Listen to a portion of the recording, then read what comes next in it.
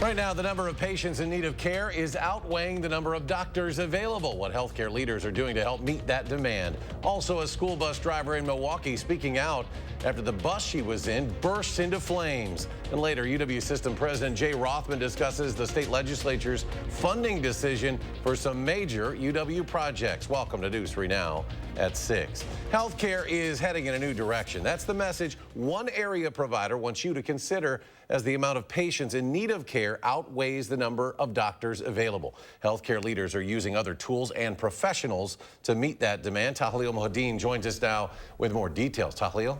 Eric, officials from SSM Health say this model of care is the way of the future. In most cases, patients can book an appointment and get prescribed medication without even having to see a doctor.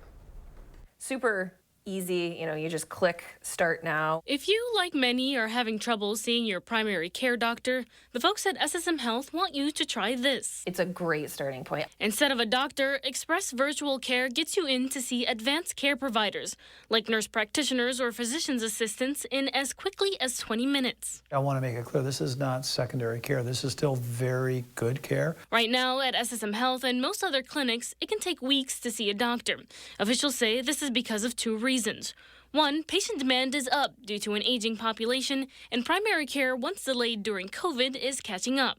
Second, the pandemic also left providers with a doctor shortage. The burnout there leaving many to retire early. What I like to say is COVID kind of ripped the Band-Aid off, in that healthcare is no longer seeing a physician in an office, one patient at a time. And officials say for the most common health issues, doctors aren't really needed, let alone in person. So when they aren't taking cases around things like sprains or respiratory illnesses, that frees them up to take on more complex cases and get everyone access sooner. The key here is that we're all connected. It's all continuous. If they end up in a setting that we don't feel is appropriate, then we'll elevate that to make sure that they do. But if you're reluctant to try the alternative, officials say it's still your choice. But to see a doctor, you'll likely have to wait a while. SSM Health officials say if you're unclear how serious your case is, they have tools to help you navigate that. Express Virtual Care at SSM is also open for much longer hours than a traditional clinic. Tahlil, thank you. Meanwhile, at the state capitol, a new package of bills introduced this week could alter some of the language in Wisconsin's 1849 abortion ban. Earlier this year, Assembly Republicans floated changes that would add exceptions for rape and incest into the otherwise narrow ban. Currently, the abortion ban does have a provision to allow for abortions to save the life of the mother. Now, a new GOP bill would define when saving the life of a mother would apply.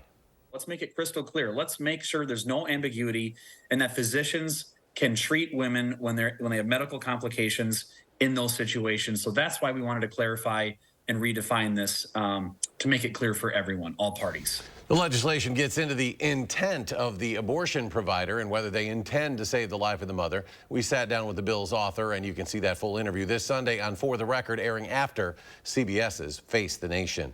The hot temperatures continue on into the weekend. Let's check your first warn forecast. Here's Chief Meteorologist Gary Canalti on the patio. Gary? Eric, the only relief will be just a spotty shower or thunderstorm for a few of us, and that drops temperatures for a few minutes, and then they come right back up. You can see the nature of the precipitation. The clouds more prevalent to the west of Wisconsin than they are over the southern portion of the state, but you can see some spotty showers and thunderstorms mainly west of Madison, with more widespread coverage across parts of southeastern Minnesota and eastern Iowa. Here in southern Wisconsin, looks like a little slow-moving cluster of storms just north of Sauk City, heading over toward Baraboo, and another little cluster near the Wisconsin River just to the east of Prairie du Chien. But 6-hour future track radar shows once the sun goes down, those showers and storms will lose their energy and fall apart and will be dry by about midnight. Air quality advisory in effect for all of southern Wisconsin until 11 p.m. for high levels of ozone. Not much wind to mix the air up. High temperatures so far, Madison unofficially 89, but Janesville hit 91. In fact, 94 the high temperature in Boscobel. And here are current temperatures right now, upper 80s, even near Lake Michigan. Temperatures right around 80 degrees in Dane County. Still 92 in Edgerton, 89 degrees in Sun Prairie. but you factor in the humidity, and the temperatures are about the same as the heat index. So we're not seeing really hot conditions because of high humidity. Otherwise, look for temperatures to drop off to about 73 by late evening. Later on, I'll take a look at a forecast that does include some relief after the weekend. Gary, thank you. Happening now in Sauk County, the Reedsburg community holding a celebration of life in honor of Evelyn Gurney. The 13-year-old was hit and killed by a truck while waiting to board a school bus last month. The celebration of life being held at the Lake Delton Ice Arena. According to her obituary, Evelyn had a passion for hockey after beginning figure skating at age 3. Meanwhile, a GoFundMe is still accepting donations for the family, and so far, it has raised nearly $100,000. A 19-year-old from Middleton is dead after drowning in Vernon County yesterday. Andra Keaton and a group of friends went to swim in the Kickapoo River in the town of Whitestown, and during that time, Keaton encountered a drop-off and went under. He was not wearing a life vest. A member of the group tried to save Keaton but was unsuccessful. Keaton's body was later recovered. The incident is under investigation. A clash between two groups where chairs and brooms were used as weapons all started because of a toy. According to Madison police, the fight happened a day after two women were arguing about the use of that toy. Officers were sent to the 1200 block of Huxley Drive on the city's Near East Side and took one woman into custody. The police department said more arrests could be coming. Anyone with information about the fight is asked to call Madison Area Crime Stoppers, that number there at the bottom of your screen, or you can leave a tip online at pstips.com. In Milwaukee, a woman is sharing her story after the school bus she was driving went up in flames. This striking video was captured Wednesday. The driver, Unique Williams, says she had more than 30 students on board right before the fire. Williams says her route started off normally when she noticed a strange odor. Smoke was growing. She says they were just a few blocks from their destination, Milwaukee Academy of Science. But Williams, who's also 8 months pregnant, didn't want to wait too long to stop. She says she tried to use her radio to call dispatch. I couldn't barely get what I was trying to say out because of the smoke was hitting me in my face and my eyes. So I just was like, okay, forget the radio. I'll just get the kids off the bus. I think that's what it was. Like my mommy instincts kicked in really fast. Unique suffered smoke inhalation but is doing fine. She says it's hard to believe what happened, but it shows how quickly life can change. More than 8 months after a popular McFarland supper club shut down because of a significant damage sustained in a fire, the restaurant's managers have announced plans to reopen later this month. In a Facebook post shared last night, Maple Tree Supper Club's managers announced it'll reopen on June 27th, saying they are, quote, excited to be back and serving all of our wonderful customers. The restaurant temporarily shut down in October of last year after that fire that started in the kitchen and caused major damage to the kitchen, the dining room, and also the roof. The state's budget writing committee approved billions of dollars in building improvements to state buildings, including on the UW campus, but some feel left out, especially in Madison. Political reporter Will Keneally explains how it all played out. Will? Eric, the Joint Finance Committee worked into the evening yesterday to sift through the litany of building projects. The top line, Democrats wanted more like $3 billion, but Republicans who control the committee settled on $2.3. On the UW-Madison campus, that include renovation money for Camp Randall, but didn't include funding to replace the school's engineering building. UW system President Jay Rothman was frustrated by that omission, and he told us that the UW system needs to keep these buildings to stay competitive. The system is focused on helping win the war for talent in Wisconsin. That's our primary mission. We are, created by the state. We are here to focus on what is in the best interest of Wisconsin. And right now, we believe it is winning that war for talent. Rothman says he wants the university to stay competitive, but also to use it to help address a worker shortage in Wisconsin. He says we need engineers, and not approving that UW-Madison engineering building doesn't help that shortage. Now, Republicans who control the budget committee say it's about spending what the state can afford, calling the $2.3 billion package historic. They'll take up transportation and corrections budgets when they meet next week, along with a handful of other state agencies. Will, thank you. Workers at the State Street Starbucks are now a step closer to becoming an official union. Employees overwhelmingly voted to unionize with a 20-2 vote last night. The store is the second in Madison to do so, the sixth statewide. Workers say they're looking forward to having a seat at the table and being a part of the growing labor movement. The union still needs to be approved by the National Labor Relations Board for it to be official. The Republican National Committee has announced it'll be holding the Republican primary debates in August. The debates will take place August 23rd and 24th in Milwaukee. The debate on the 24th will only be held if there are enough primary candidates to need that extra day. Coming up next on News 3 Now at 6, a famous garage sale in Middleton is underway, how the proceeds will benefit the community, and how a Wisconsin nonprofit is helping increase access to fresh food for students in the Madison School District. Stay with us.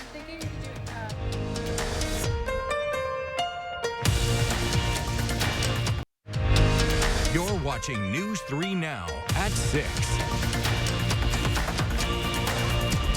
Welcome back. Madison's famous Attic Angel sale is up and running for its 63rd year at Kiva Sports Center in Middleton. The event is like a community-wide garage sale that has grown big enough to fill a sports complex. The sale features gently used furniture, artwork, jewelry, household and kitchen items, linens, toys, and sporting goods. Proceeds benefit children and seniors in Dane County.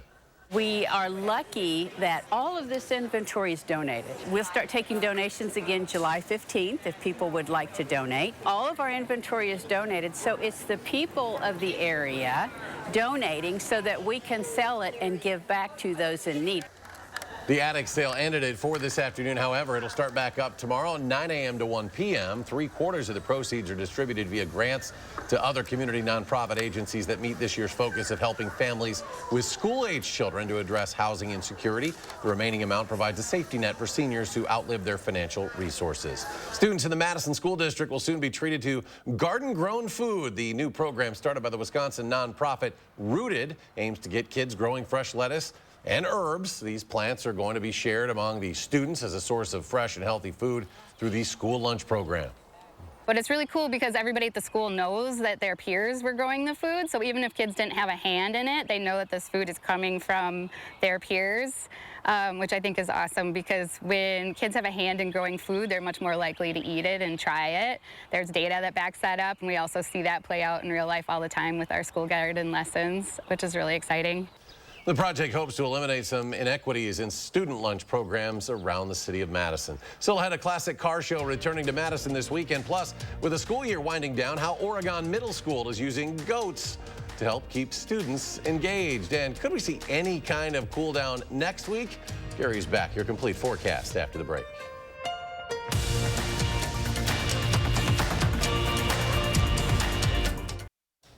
As the school year comes to a close, schools are opening their doors and taking class outside. In a special Eye on Education, Chris Stanford visited Oregon Middle School, where students are getting in touch with nature. It's a peaceful morning in the woods behind Oregon Middle School for this 8th grade writing class. The assignment is to absorb their surroundings and write about what they see, hear, smell, and touch. This time of year, it's not easy to get them to stay focused, even for a few minutes. Especially in May, for 8th grade students, they are not as dedicated to academics as they were maybe in September. That's why the school brought in some visitors. Do you have a favorite goat? Yeah, Cookie. He's running away, but Cookie. I like that he's always eating. Kind of resembles me. Oregon Middle wants to use the woods behind the school more, and the goats help clear out the invasive plants. They also provide inspiration for students to write short stories and haiku. The goats eat the leaves. They go nom, nom, nom, nom, nom. They are happy now. Goats. Greedy, offering, always peeing, and terrific. And I drew a goat. That's my goat. The goats don't just hang out with the English class. They inspire art students and help science classes learn about plants. It gives us like a reason to be out here and helps us like focus on different parts of the environment more. Meantime, the goats will be focused on lunch. In Oregon, Chris Stanford, News 3 Now. And the school district is basically renting the goats from a local farm. They're using grant money to help pay for it.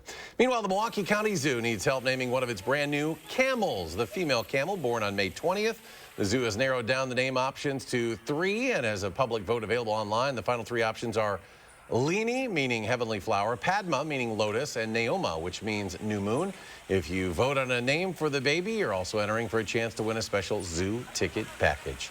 Be sure to have plenty of sunscreen, plenty of water over the weekend too. Gary now with our complete forecast. Yeah, it's going to be toasty out there, and the winds have been generally pretty light, and because of that, ozone levels have been continuing to increase during the daylight hours, and we have an air quality advisory for high levels of ozone through much of southern and eastern Wisconsin, as well as most of Illinois, parts of Indiana, and parts of Michigan as well. So we're not alone in that. 3 things you need to know in the forecast. Look for high temperatures up around 90 degrees for tomorrow, and at least the middle 80s for Sunday. There'll be a slight chance for a shower or thunderstorm, mainly during the afternoon and evening hours for tomorrow and for Sunday. A little better chance on Monday, and then dry weather returns from Tuesday through at least Friday of next week, with temperatures pretty comfortable, mainly mid to upper 70s Tuesday, Wednesday, and Thursday, and probably low 80s by Friday.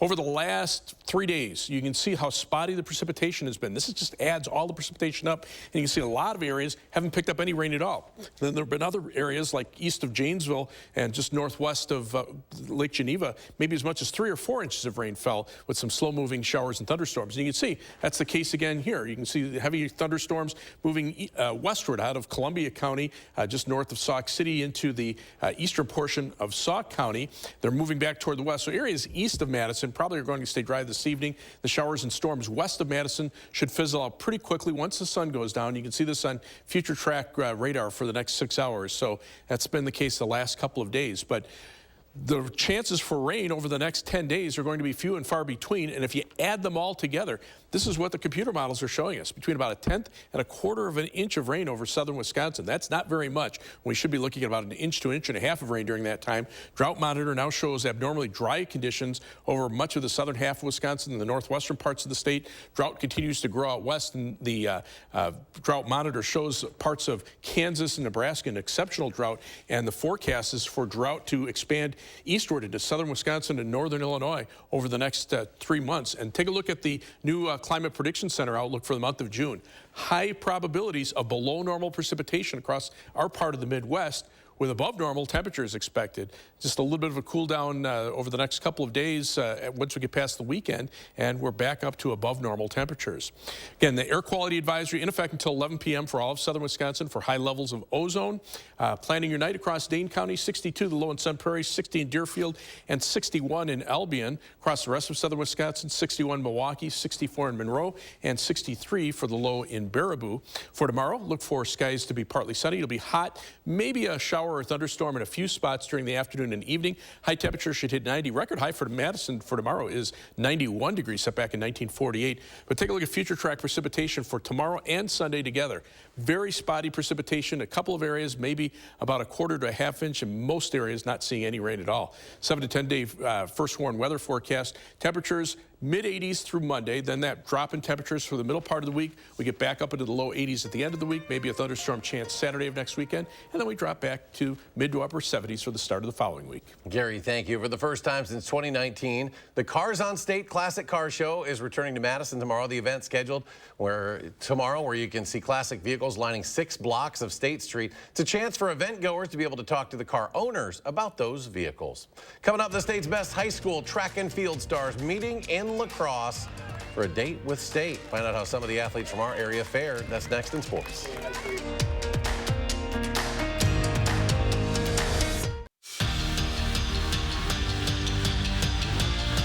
Well, it's a good day to be a Badger basketball fan today. Greg Gard and the men's team picked up a major commitment from one of the top players in the country. Daniel Freitag announced his commitment live on 247 Sports earlier this afternoon.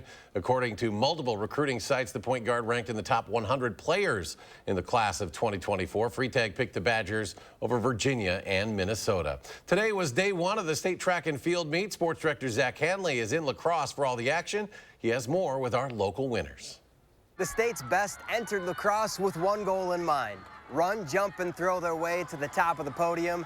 And what a day it was for our local athletes. Buxa is up. We'll start in Division II. Lakeside Lutheran's Ben Buxa entered the day as the top seed in the shot put, and the senior finished where he started, tossing it 54 feet 3 inches to take home a state title. I'm so excited. It's just like all this hard work I've put in, and now it's finally paid off, and just I mean, I don't know if it's me happy or just watching my parents and coaches be happy. That's just really making it worth it today.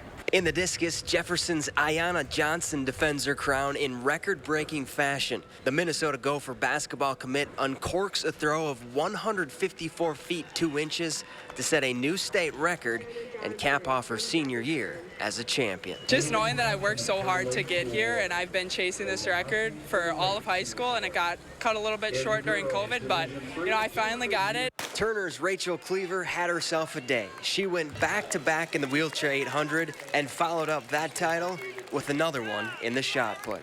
And Westfield's Tommy Huff just missed clearing 6'9" in the high jump, but the Pioneer senior would take home the title, tying a school record in the process. I mean, it feels amazing. Only getting 6'2" last year, it's just crazy. It just feels amazing. I can't, just lost words. And in Division III, Fenimore's Isaac Henkel anchors the Golden Eagles to a first-place finish in the 4x8 and set a new school record with a time of 8:06.93. Coming down the home stretch, it was surreal. I couldn't even see, I'll be honest with you, but I was just so happy when I crossed the finish line. Happy I could get the job done. It means a lot. We've had a history of cross-country and long-distance running at Fenimore, and just to bring back the tradition really means something. I'm glad to do it for the community and do it for the boys, and it means a lot. At Veterans Memorial Stadium, Zach Hanley, News 3 Sports. You want to run the 4x8 in the Mississippi River Valley heat, right? Right now? Be pretty good. It's got to be hot over there in La Crosse. Yeah, I could make it to the end of the parking lot, and that'd be about it. 88 La Crosse right now. Yeah, 87 here in Madison. You can tell where the rain is, though, because temperatures have dropped into the mid-70s at the Dells and at Lone Rock. All right, Gary, thanks. Thanks for joining us for News 3 Now at 6. We'll be back here tonight at 10. Have a great evening.